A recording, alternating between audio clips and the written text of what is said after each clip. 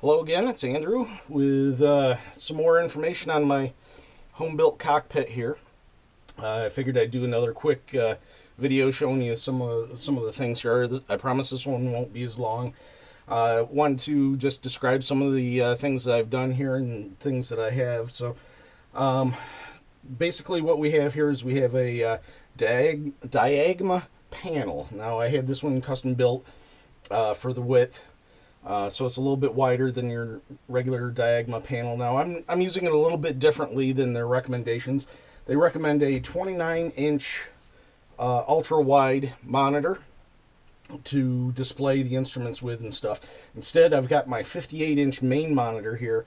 I've got it pushed right up against it. I have it mounted so that the instruments display through here. I'm using Air Manager to display the instruments through here.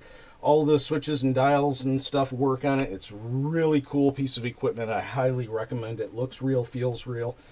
So I was just going to show some of the different things here. Let me grab the camera. I'll try to be as steady as I can. So one of the things that I did here was I put LED lights up under here so that they display down.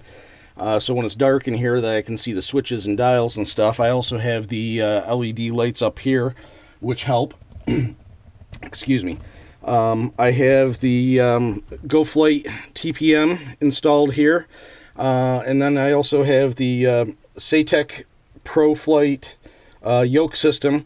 And I have the one control here that goes with it, and I just use this for flaps right now. Right now I'm not using these other two.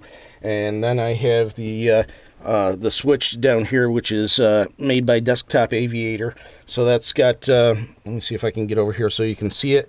It's got the key, the master switch, the avionics switch, all your lights, fuel pump, stuff like that. And then one really cool thing that I wanted to show you is I got this little keyboard here that has touchpad on it. This is like a $5 thing off of eBay. I picked it up for like, I think it was about $6 shipped.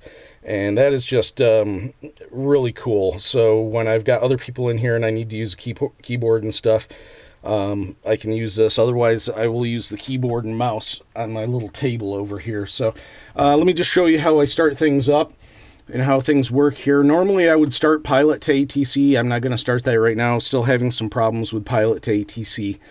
But I'm working with Dave, who's the author of Pilot to ATC, to figure out the problems here. So what I'm going to do is I'm going to launch Air Manager. And if you don't know about Air Manager, main program opens over here, and then it opens up the instruments here. Let me try to get a centered view here so you can kind of see my view. So this is about my eye level view here of the instruments. And you'll notice that it doesn't do the Garmin's here because I'm using the stock pop-up Garmin's on X-Plane. But I really have to say Air Manager is a really cool program. It's a little bit daunting to first set up, but once you get it set up, it just works really well. So I'm going to go over to this monitor. So I got all three monitors here working. If you'll notice, I've got my trim tab settings, my elevator trim over here. It's because I have the trim wheel set up here, but I have no markings on it or anything. So I look at that to see my position of my trim. So I'm using the Steam version of X-Plane 11. So we're going to launch it. And it actually, once it starts, it goes over to this side. I know I got a little bit confusing here, but... so we got Air Manager running. If you notice, Air Manager is still running. Got everything there. I'm going to do a new flight. And going to start flight. And I don't know where that's going to start us off. I didn't really look. Usually I start off at KELM.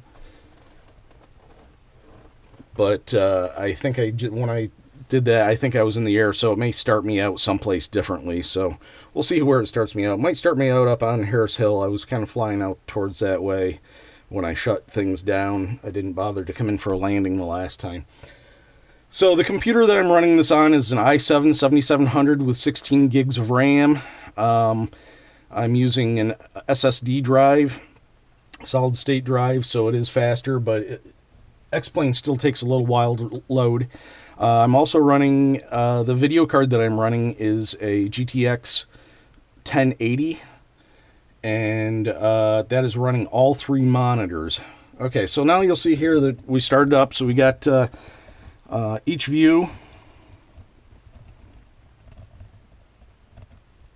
Okay, and normally what I do is I go over here and I run BlueFX. I'm running BlueFX.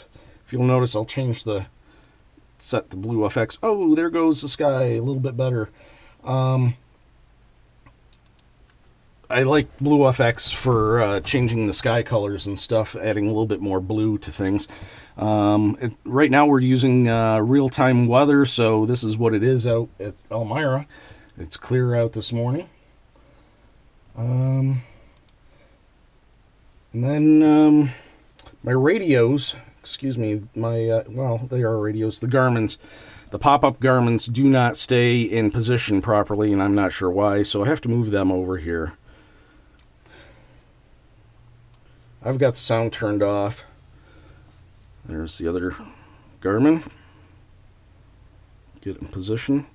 So then I turn my masters on, and I'm not going to start it up. I'm just going to start up the master switch. So there's my the one Garmin, and then I got the other one down here, and then of course my transponders here. So as you can see, everything works on this. Changing radio frequencies, etc., etc. So that's going to be it for this video. I hope you enjoyed it. Like I said, it was going to be a really quick one, and we'll do another one at a later point in time. Okay? See you soon.